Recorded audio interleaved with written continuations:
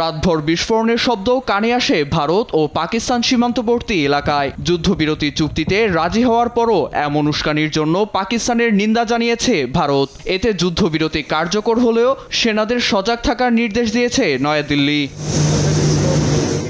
তবে যে সিন্ধু নদের পানি নিয়ে বইল এত রক্ত, টানা 4 দিন ক্ষেপণাস্ত্র ও ড্রোন হামলা চালালো দুদেশ, তার সমাধান মেলেনি এখনো। বরং তাদের দাবি, শর্ত সাপেক্ষে যুদ্ধবিরতিতে রাজি হয়েছে ভারত। এতে সিন্ধু নদের পানি বন্টন চুক্তি স্থগিত থেকে যাবে। অর্থাৎ পাকিস্তানে পানির প্রবাহ বন্ধ রাখার যে সিদ্ধান্ত নিয়েছে তা বহাল রাখা হবে বলে জানায় দিল্লি প্রশাসন।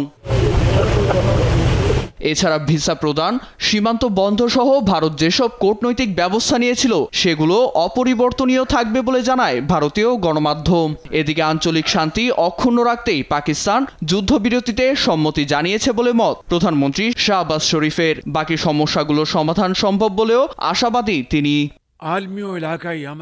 আমরা বৈশ্বিক ও আঞ্চলিক শান্তির জন্য যুদ্ধবিরতিতে রাজি হয়ে দায়িত্বশীলতার পরিচয় দিয়েছি। আমরা আশা করছি পানি বন্টন চুক্তি সহ বিতর্কিত ইস্যুগুলো সমাধান হবে, আর তা অবশ্যই ন্যায্যভাবে ও শান্তিপূর্ণ আলোচনার মাধ্যমে হবে। বিশেষ এই মুহূর্তে প্রেসিডেন্ট ট্রাম্পকেও ধন্যবাদ জানাচ্ছি।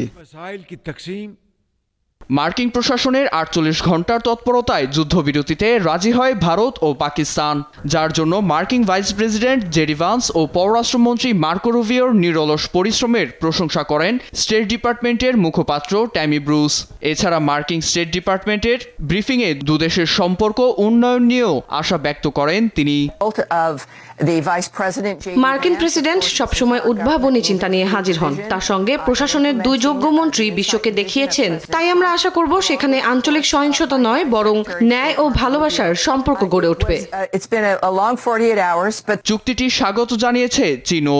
দুদেশ ভবিষ্যতে সংযত থেকে আঞ্চলিক সম্পর্ক উন্নয়নে নজর দেবে বলে আশাবাদী বেইজিং।